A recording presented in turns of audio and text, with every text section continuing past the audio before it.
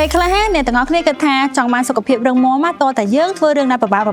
តែវាមិនមែនចឹងរហូតទេថ្ងៃនេះខ្ញុំនឹងចែករំលែកអ្នកទាំងអស់គ្នានៅវិធីងាយៗ3យ៉ាងដើម្បីទទួលបានប្រព័ន្ធភាពស៊ាំរឹងមាំហើយសុខភាពមាំមួនទី1ទទួលពន្លឺព្រះអាទិត្យនៅពេលព្រឹកយើងធ្លាប់ឮថា UV ឬក៏កាំរស្មីព្រះអាទិត្យនឹងវាធ្វើឲ្យប៉ះពាល់ដល់ស្បែករបស់យើងប៉ុន្តែអ្នកទាំងអស់គ្នាដឹងអត់ថាពន្លឺព្រះអាទិត្យនៅពេលព្រឹកវាមាន UV ទាបដែលវាជួយឲ្យរាងកាយរបស់យើងនឹងផលិតវីតាមីន D ហើយជួយទៅដល់ដំណើរការនៃប្រព័ន្ធភាពស៊ាំហើយជួយដល់សុខភាពឆ្អឹងយើងទៀតមួយវិញទៀតតាអ្នកទាំងអស់គ្នាប្រកាសជាដឹងហើយថាតើអ្នកទាំងអស់គ្នាគួរតែញ៉ាំអីដើម្បីទទួលបានសុខភាពរឹងមាំប៉ុន្តែរបស់ទាំងអស់នោះអាចមិនសូវឆ្ងាញ់ឬក៏ពិបាកញ៉ាំតែក៏មានរបស់ខ្លះដែលឆ្ងាញ់ហើយជួយទៅដល់ប្រព័ន្ធភាពស៊ាំនិងសុខភាពរាងកាយរបស់យើងទៀតផងរបស់ទាំងអស់នោះរួមមានក្រូចឆ្មាគ្រាប់អាល់ម៉ុន strawberry ត្បែកហើយនិងយ៉ាអ៊ូជាដើមហើយអាហារទាំងអស់នេះយើងអាចញ៉ាំជាអាហារសម្រន់ឬក៏ច្នៃទៅជាភេសជ្ជៈឬក៏បង្អែមដែលមានរសជាតិឆ្ងាញ់អញ្ចឹងមកអ្នកទាំងអស់គ្នាចូលចិត្តញ៉ាំរបស់ដែលឆ្ងាញ់ងាយស្រួលញ៉ាំអ្នកទាំងអស់គ្នាអាចជ្រើសរើសជាប្រភេទវីតាមីន C បូកជាមួយនឹងស័ង្កសី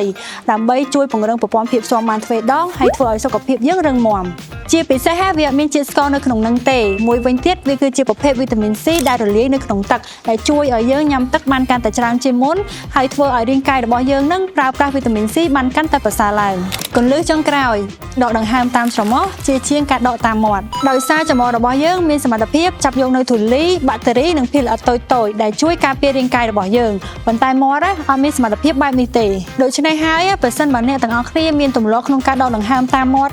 គួរតែឧស្សាហ៍រំលឹកខ្លួនឯងឲ្យដកដង្ហើមតាមច្រមុះវិញអញ្ចឹងឃើញអត់ដើម្បីទទួលបានប្រព័ន្ធភាពស៊ាំខ្លាំងនិងសុខភាពមាំមួនណាមិនមែនត្រូវតែធ្វើរឿងណាពិបាករហូតទេមានទម្លាប់ខ្លះវាងាយស្រួលដែលអ្នកទាំងអស់គ្នាអាចអនុវត្តវាជាប្រចាំថ្ងៃ